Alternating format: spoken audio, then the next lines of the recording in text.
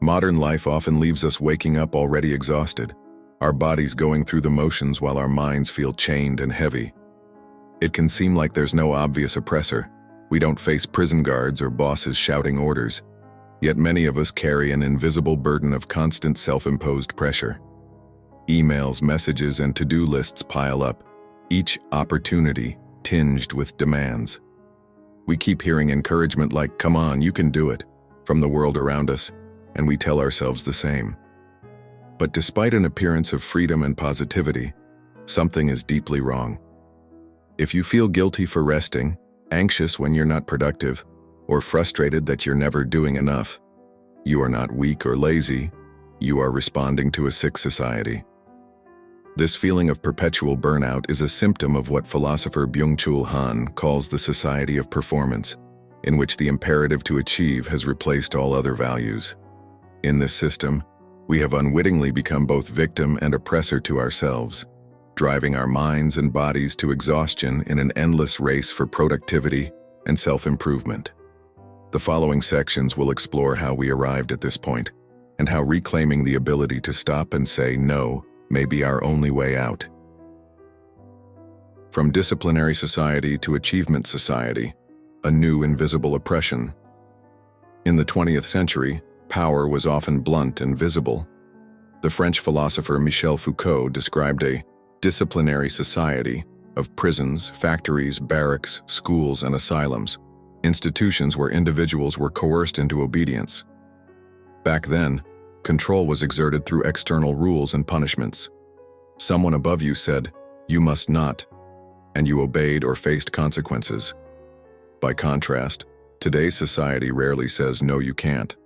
The old oppressive structures have largely been replaced by what Han calls an achievement society, or performance society.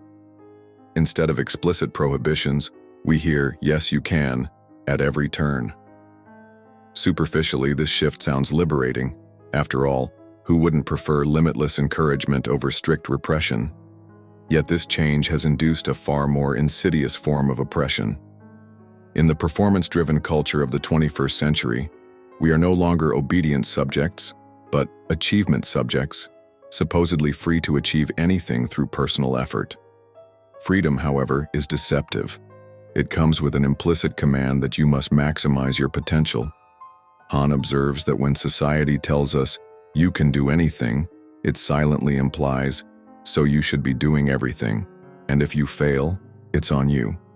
In this way, the imperative of performance replaces external discipline with internal pressure. We have each become, in Han's words, entrepreneurs of ourselves, tasked with incessantly improving and managing our own lives. This means the driver of productivity is now inside our own heads, not in some external authority. No boss or guard is needed to enforce work when we voluntarily exploit ourselves to meet ever-rising expectations. Crucially, this self-exploitation is more effective and cruel than old forms of domination because it masquerades as freedom. We feel like we're making our own choices, taking that extra project, answering emails at midnight, turning hobbies into side hustles, rather than following orders. But in reality, the exploiter and the exploited have become the same person. We carry our own forced labor camp inside us, driving ourselves relentlessly with internalized expectations. The result is a paradoxical sense of freedom that is actually a form of self-imposed violence. Unlike the explicit violence of a whip or a command, this new violence is silent and invisible. It operates through motivation, positive thinking, and personal goal setting. Yet its effects can be just as devastating, because there is no clear limit and nowhere to escape.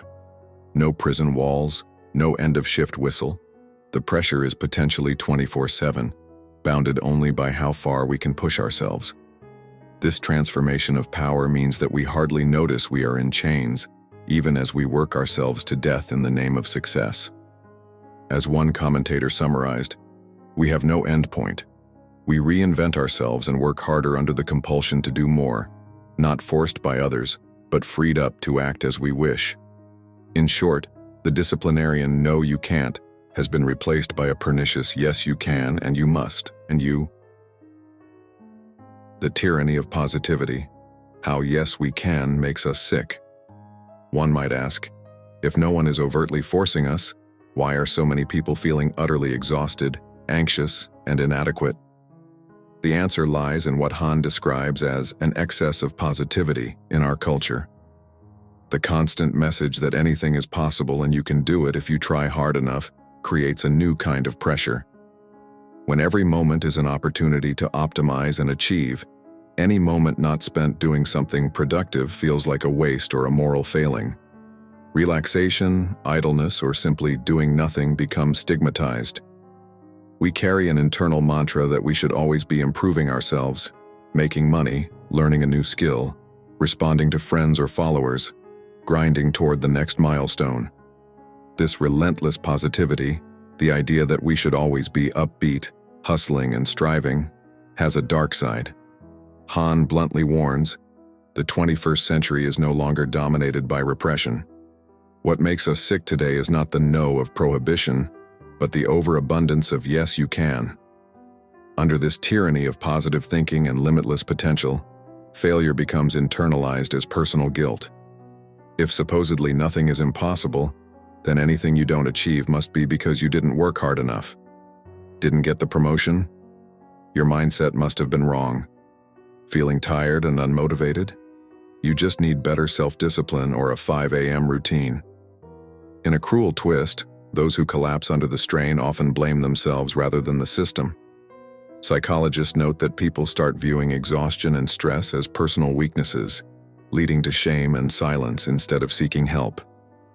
Han describes the depressed individual in this achievement culture as a working animal that exploits itself even when no one is coercing it, both executioner and victim at the same time. When such a person finally breaks down and can't continue, they don't recognize an unreasonable social demand. Instead, the "I can't do it anymore" leads to destructive self-reproach and self-aggression, a feeling of, "I failed, I'm not good enough." The consequences of this culture of overachievement are visible in our mental health. Rates of burnout, depression, anxiety, and attention disorders have soared in recent decades. These are not just individual problems, but have become epidemic in society. Han observes that neurological illnesses such as depression, attention deficit hyperactivity disorder, ADHD, borderline personality disorder, and burnout syndrome mark the landscape of pathology at the beginning of the 21st century. Rather than being rare disorders, conditions of chronic stress and exhaustion are increasingly common. Essentially, they are symptoms of a society that demands the impossible. In fact, global health data show that even before the COVID-19 pandemic, an estimated 15% of working-age adults worldwide suffered from a mental disorder in 2019, with depression and anxiety alone costing the global economy about 12 billion lost workdays each year. These numbers underscore Han's point. We are facing a massive mental health pandemic rooted in social conditions. What sickens us today is not a virus or a tyrannical boss, but a pervasive pressure to always be on, to always be positive, productive, and improving. When reality inevitably falls short of these ideals, there are only so many hours in a day, so much energy in our bodies. People implode. Burnout is now so widespread that the World Health Organization has classified it as an occupational phenomenon, resulting from chronic workplace stress. Ironically, the more we preach positivity and you can do anything, the more people seem to feel inadequate. Social media is flooded with motivational slogans. Believe in yourself. No excuses. Rise and grind. And advice on optimizing every aspect of your life. Yet this only amplifies the inner voice saying, "You're still not doing enough." As Han puts it, excess positivity and stimulation leads to infarction of the soul, a blockage of our mental arteries.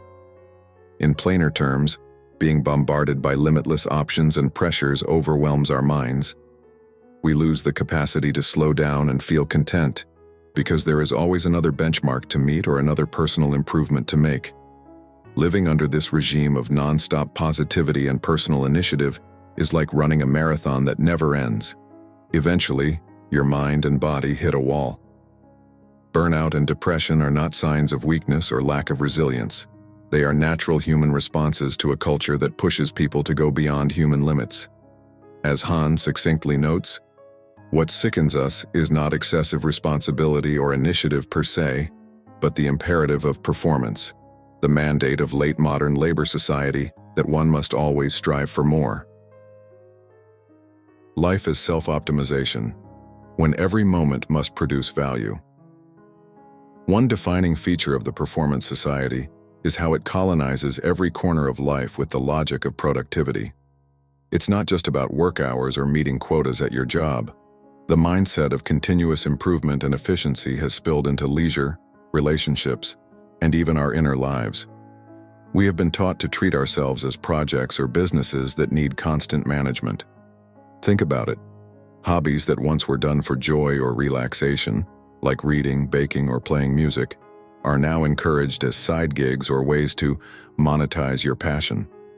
Popular culture praises turning your passion into profit, implying that any time spent on a hobby should somehow contribute to hustle or personal growth. Even rest is no longer truly rest. It's recovery time to charge up for more productivity. We sleep not for the simple pleasure of dreaming, but to hack our sleep cycles and maximize next-day output. Indeed, self-help articles explicitly tout that optimizing our sleep leads to more output, framing a good night's rest as just another productivity tool. Exercise isn't just for fun or health, it must be tracked and gamified for gains. Meditation gets repackaged from a spiritual or calming practice into a focus-boosting performance technique for executives. In short, every breath we take is expected to be going somewhere, towards a goal, an accomplishment, or self-improvement. The result is that we no longer live as human beings. We manage ourselves as if we were a never-ending work in progress. Byung-Chul Han refers to this phenomenon as self-exploitation. We have become taskmasters to ourselves, squeezing every drop of energy and time to reach the next level. The metrics and mindset of the market have invaded personal life. We talk about our personal brand. We measure our daily steps. We check our productivity apps. We compare our achievements with others on LinkedIn or Instagram. Nothing is ever enough. There is always an upgrade or optimization to chase. Sociologists note that this is a hallmark of late capitalist culture. Individuals are expected to be autonomous, flexible, ever-improving, which sounds empowering but in practice becomes a self-imposed tyranny. As Han writes, the disappearance of domination does not entail true freedom. The achievement subject gives itself over to a compulsive freedom, a free constraint of maximizing achievement. Excess work and performance escalate into auto-exploitation. In other words, we take on so many projects and roles of our own accord that we effectively enslave ourselves, all while thinking we're just being good workers or high achievers. This self-optimization drive also means we never feel allowed to stop. An entrepreneur of the self can always do more. There is no natural limit or endpoint. Unlike a factory worker in Foucault's Disciplinary society, who clocked out when the bell rang, the modern knowledge worker or student carries the work home on their laptop and in their anxious mind. Even the concept of leisure has been transformed. Sociologist Ulrich Beck famously said we live in a total work society, a world where the boundary between work and non-work blurs. Indeed, our culture subtly demands that even our free time be put to productive use. Weekends might be filled with improving the home, so-called productive hobbies, building a personal side project, or networking. We feel guilty if we just do nothing at all, because doing nothing has come to feel like falling behind. As one analysis of toxic productivity puts it, a telling sign is resistance or discomfort with boredom, a constant need to be busy. We have collectively forgotten how to be idle. This is why so many people feel present everywhere except within themselves. We rush from task to task, role to role, always busy but strangely empty, because our lives have been reduced to a checklist of outputs. Han vividly describes the outcome. The exhausted, depressive achievement subject grinds itself down. It is tired, exhausted by itself, and at war with itself. Locked in a race it runs against itself. In constantly trying to become the best version of ourselves, we paradoxically end up losing ourselves. hollowed out and disconnected from any deeper sense of being. We become, as Han says, cogs racing in a machine with no finish line, always busy but never truly alive to the present moment or our own true needs. Hyperattention and the loss of silence, when we forget how to just be. Another casualty of the performance society is our capacity for quiet reflection and genuine presence. In our pursuit of doing more, faster, we have filled our days with a barrage of stimuli and multitasking. Smartphones, constant notifications, endless streams of content and information. These have created what Han calls a state of hyperattention, where our focus is continuously fragmented. We toggle between tasks and screens, always distracted, much like an animal in the wild scanning for predators and prey. Han argues that this isn't true progress, but a regression to an almost primal state of vigilance. Multitasking amounts to regression. Wild animals must always scatter their attention. Similarly, the modern human cannot immerse in anything contemplatively because they are processing constant background events. In the wild, such hyper-alertness is about survival. In our daily lives, it has become about productivity and fear of missing out. We have lost the ability to fully focus on one thing or to do nothing at all. Boredom, which earlier generations often experienced and even valued, has almost disappeared from modern life. And that is not a good thing. Psychologists and philosophers note that deep boredom is not a flaw, it is a portal to creativity, self-discovery, and insight. It was often in moments of idle daydreaming or quiet solitude that humans throughout history came up with new ideas or truly processed their experiences. Han points out that in the past, boredom was a fertile ground for art, philosophy, and understanding, because it allowed the mind to wander and reflect without immediate purpose. Now, whenever a tinge of boredom arises, we instantly smother it with a distraction, scrolling our feeds, replying to a message, checking news, or otherwise yielding to every impulse. This constant engagement may feel productive, but it actually starves us of depth. Han remarks that reacting immediately, yielding to every impulse already amounts to illness and is a symptom of exhaustion. Our inability to tolerate even a moment of inactivity is a sign that we are mentally overtaxed and running on empty. By never pausing, we fail to recharge our psyche in a meaningful way. The loss of silence and true leisure has profound consequences. We become disconnected from ourselves and others. Conversations stay shallow when each person's mind is half elsewhere. Relationships suffer when we're too busy to be fully present. Even when relaxing, we are often half engaged, watching TV while scrolling through our phone, etc., which means we never fully rest. As Han observes, hyperactivity and hyperattention are forms of escapism. They serve endless production but dehumanize us. We start to feel like our days blur together in a stream of tasks and stimuli, with little sense of meaning. Small wonder that even after a weekend or a vacation, many people still feel tired and anxious. We haven't actually experienced mental rest or true presence. We've just shifted to another mode of consuming or doing. Silence, solitude, and doing nothing have become uncomfortable to many of us, almost scary. Sitting quietly with our own thoughts can initially bring anxiety because we are no longer used to it. But it's precisely in those unplugged, unstructured moments that we can start to hear ourselves think and feel again. As Han urges, we must welcome boredom back into our lives as a remedy. Allowing periods of contemplation and idleness is not a waste of time. It is essential for a healthy mind. It gives our psyche room to breathe and fills the void in a way endless busyness cannot. When we dare to step off the treadmill of stimuli and sit in silence, we might rediscover simple joys and forgotten parts of ourselves. We might remember what it's like to truly live in the moment, rather than constantly racing to the next.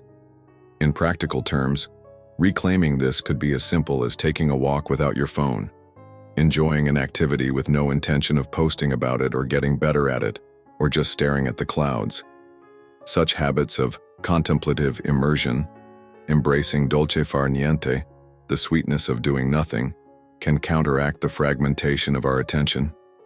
It's about resting for the joy of rest, not to recharge for more work. Only by cultivating moments of true stillness can we regain a sense of wholeness and calm in our overcharged lives. The power of no, reclaiming freedom by refusing the rat race. How do we break free from the invisible chains of constant performance?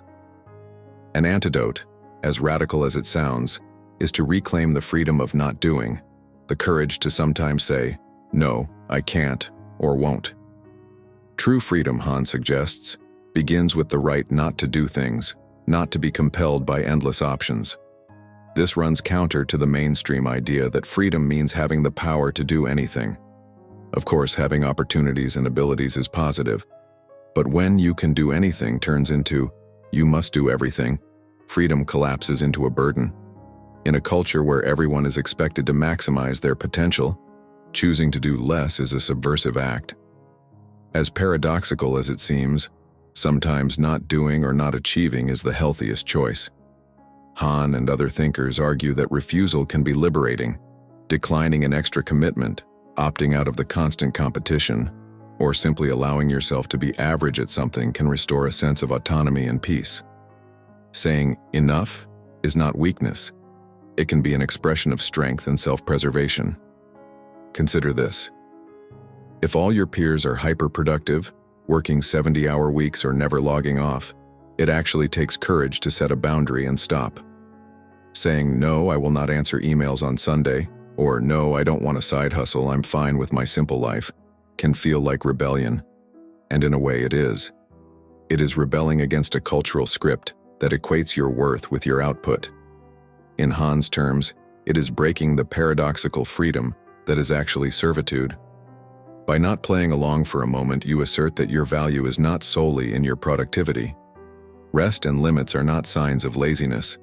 They are part of being human. As one writer puts it, not even machines can run forever without stopping. Why should we? The ability to withdraw, to be still or say, "I can't," is what reminds us that we are human beings, not machines. Han even posits that recapturing the ability to say, "I can't," might be the most revolutionary freedom of all, because it gives us space to be rather than do. In a performance society, the word no, whether said to an external task or to your own internal pressure, is like a safety valve releasing the toxic steam of overproduction. It's important to note that reclaiming this freedom is not easy. It can provoke fear and guilt initially. Stopping goes against all our conditioning. When you first try to do less, you might worry that you're falling behind or wasting your potential. But consider the alternative: burning out completely, where eventually nothing gets done because your mind or body gives out. As the saying goes, if you do not pick a time to rest, your body will pick it for you. Learning to say no to others and to your own overzealous drive is thus a way of caring for yourself. It creates a boundary where you can recover and reconnect with what truly matters. Intriguingly, some observers note that people who set healthy limits and take time off often end up more creative and productive in the long run, because their efforts come from a place of balance rather than fear. But even beyond productivity, there is a fundamental human right to one's own time and pace. Not every hour needs to be instrumentalized for an external goal. You have the right to sometimes just exist, uselessly and gloriously alive, enjoying the miracle of being without having to earn it. By embracing this power of not being able, we counter the performance imperative on a personal level. We can start with small acts of defiance. Let yourself read a book purely for pleasure with no self-improvement goal. Take a walk with no fitness tracker. Decline an invitation or assignment that overloads you. Allow yourself an afternoon of doing nothing in particular. These are not indulgences but necessary resets. They reconnect us with our inner voice and desires outside the noise of achievement. As Han emphasizes, a life worth living requires room for contemplation, play, and even a bit of wastefulness, time that is not accounted for in any productivity ledger. Such inefficient time is where creativity is born and where our souls can stretch out.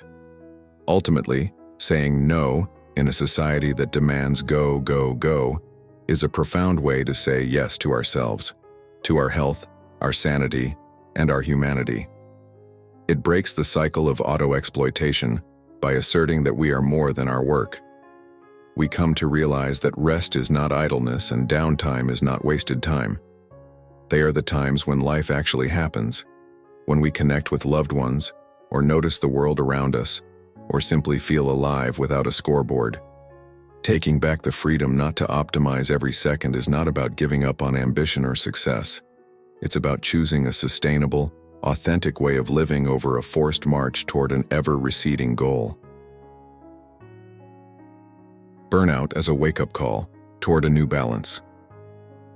If you are feeling burned out, drained, or hollowed out by the demands of modern life, know that you are not alone, and it's not your fault. As Byung-Chul Han and others have argued, burnout is less a personal failure than a mirror held up to society. It reflects a way of life that has become fundamentally imbalanced and destructive. The rising tide of burnout and stress-related illnesses is sending a clear message that our current model is unsustainable. When an individual hits burnout, it often forces a personal reckoning, a recognition that something has to change. Likewise, on a collective level, the burnout epidemic is a signal that our culture needs to re-examine its values and priorities. The first step is to recognize the problem for what it is.